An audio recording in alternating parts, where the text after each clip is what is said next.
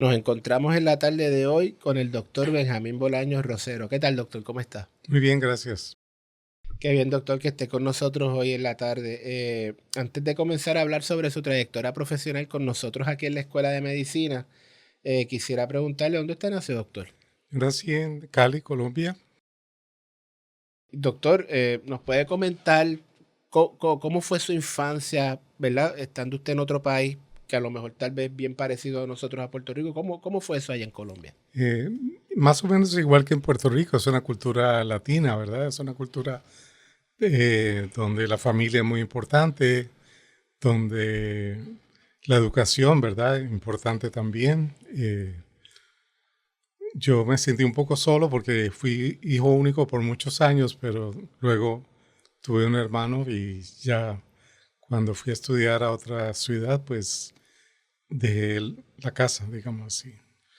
Doctora, le pregunto si es como aquí en Puerto Rico, cuando usted termina ya escuela superior, un grado 12, así es el mismo sistema ya. Son 5 años de educación primaria y 6 de bachillerato, que sería secundaria, para un total de 11 años antes de entrar a la universidad.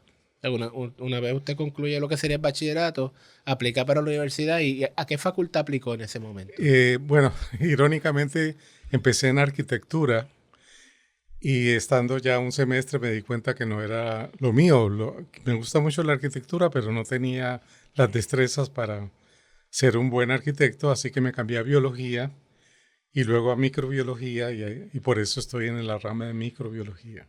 ¿Y estudió la biología en la misma universidad? Estudié en la Universidad del Valle, la Universidad del Cali, la biología.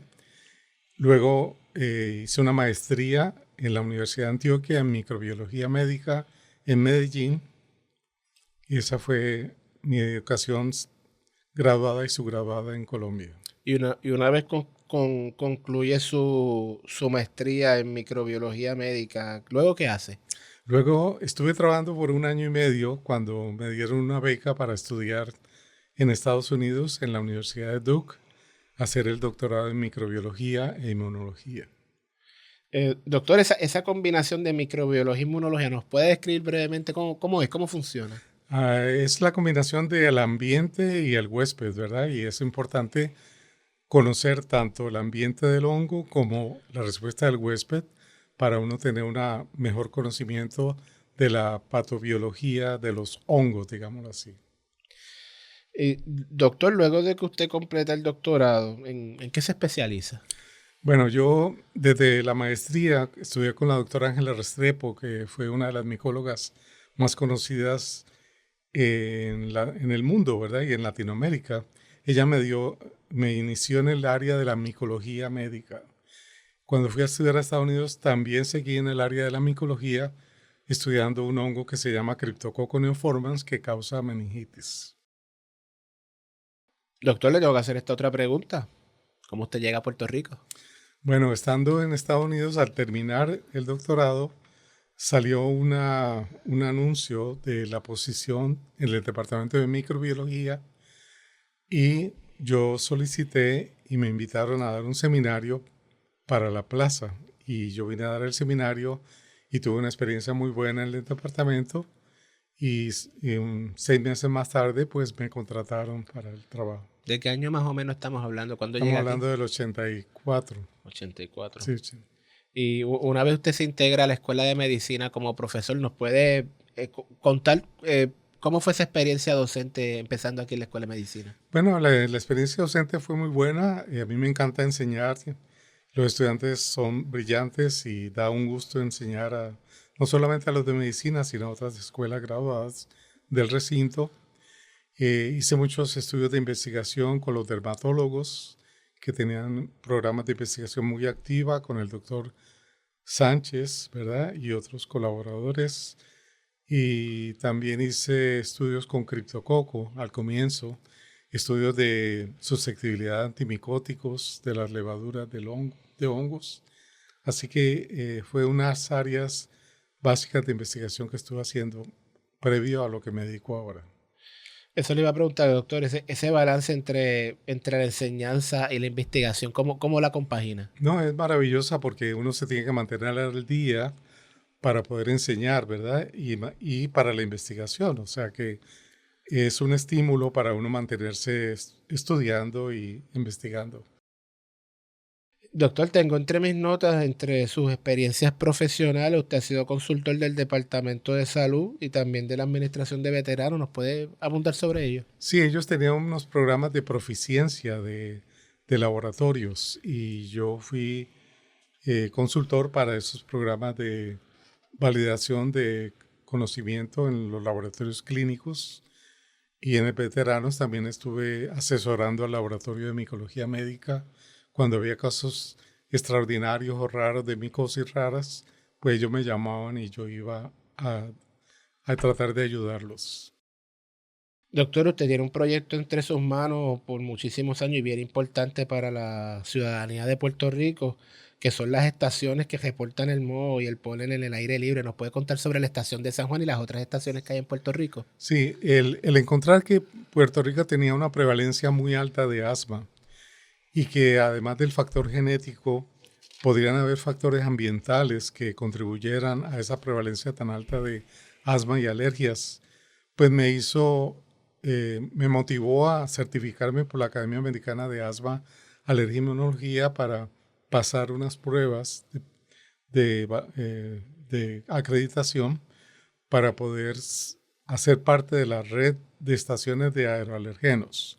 Una vez hice esas pruebas y satisfactoriamente y pasé esos exámenes, pude ser parte de esa red y empezamos en el 2005, ¿verdad? Hace 20 años básicamente empezamos los reportes de San Juan. Estos reportes se han hecho 24/7 por estos 20 años con periodos muy cortos de no reportes, como sería cuando el huracán María, que estuvimos una semana sin poder reportar, pero rápidamente reportamos cuando vino la luz en la planta de emergencia en el recinto. Así que es un trabajo muy dedicado que no tiene días libres, que se hace con mucho gusto porque estamos ayudando a las personas a identificar qué aspectos están desencadenando el asma, la conjuntivitis alérgica, la rinitis alérgica y la dermatitis atópica. Esas cuatro condiciones tienen que ver con los reportes que nosotros hacemos de esporas de hongo y de pólenes en el aire de San Juan y de Caguas. Doctor, un servicio tan importante como el que nos está describiendo y que es de tan importancia para la salud de los puertorriqueños, ¿quién lo financia? ¿Quién lo apoya? Desafortunadamente por el amor que le tengo al proyecto y por la fe que tengo en impactar la salud, pues lo he estado haciendo básicamente sin auspicio económico, aunque sí ha habido instituciones como Abarca que nos han dado ayuda para hacer estudios científicos como el Fideicomiso de Salud Pública de Puerto Rico, que también nos ha ayudado en algunos años, ¿verdad?, para hacer este estudio, pero básicamente la mayoría de los años hemos estado haciéndolo sin fondos, porque es un proyecto que no requiere demasiado equipo ni cosas sofisticadas, es algo que se hace al microscopio con mucho sacrificio, con mucho tiempo, dedicándole la lectura de las laminillas. Doctor, y estos resultados de estas estaciones, esta data que usted recopila, ¿ha redundado en publicaciones académicas? Sí, claro, obviamente pudimos establecer, ¿verdad?, después de muchos años que las esporas de hongo eran unos detonantes del asma en Puerto Rico y eso es muy importante porque al encontrar que estas esporas de hongo tienen temporadas en Puerto Rico, son las estaciones donde los niveles de esporas son muy altos, como en los meses de septiembre a noviembre.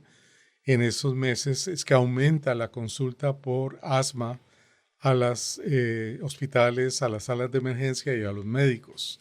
Así que nos podemos preparar para esas temporadas con antelación porque sabemos que ocurren siempre en esos periodos de tiempo lluvioso.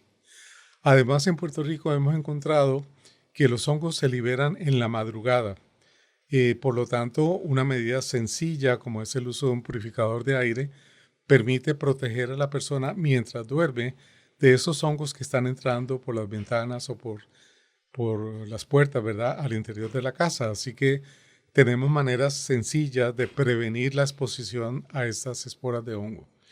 Doctor, le iba a preguntar, ¿estas estaciones son únicas en el Caribe o en otras islas en el Caribe se está haciendo también?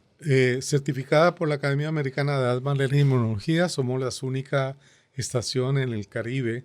Sin embargo, en Cuba, en La Habana, llevan también un estudio similar al de Puerto Rico, tal vez no con la extensión de 20 años que tenemos nosotros, pero con ellos pudimos colaborar para comparar la atmósfera de La Habana con la de San Juan, resultando en una particularidad muy propia de San Juan, diferente a La Habana.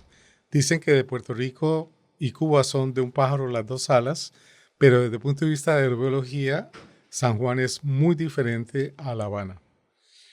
Doctor, entre los muchos grants que usted ha participado, tengo aquí entre mis notas uno que me parece que es importante, el Intermittent Social Distancing to Control the COVID-19 Pandemic in Puerto Rico, Role of Outdoor Pollen and Mold Seasons. ¿Qué nos puede contar sobre ello? Bueno, precisamente ahora acabamos de confirmar, ¿verdad?, en un estudio que hicimos con el doctor Félix Rivera Mariani en la Universidad de Lynn, pudimos comparar las dos estaciones, la de San Juan y Caguas, por 3 años, 2021 a 2023, y encontramos que cuando aumentaban los niveles de hongo en la época lluviosa de Puerto Rico, que es en los meses de septiembre a noviembre, aumentaban los casos de COVID-19 y influenza.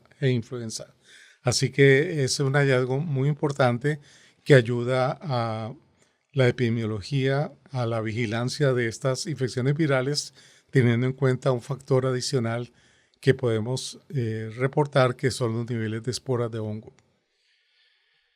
Doctor, si usted le pudiera dar algún consejo a un estudiante que probablemente nos esté viendo en estos momentos, que quisiera estudiar en el campo de la microbiología y que tal vez quisiera ser investigador como usted, ¿qué usted le recomendaría? Bueno, que adelante, ¿verdad? Hay mucha área para estudiar. En el caso de los hongos, ya hemos visto que Puerto Rico es un sitio privilegiado en cuanto a hongos diferentes a los que hay en otras partes del mundo, de los cuales no se conocen.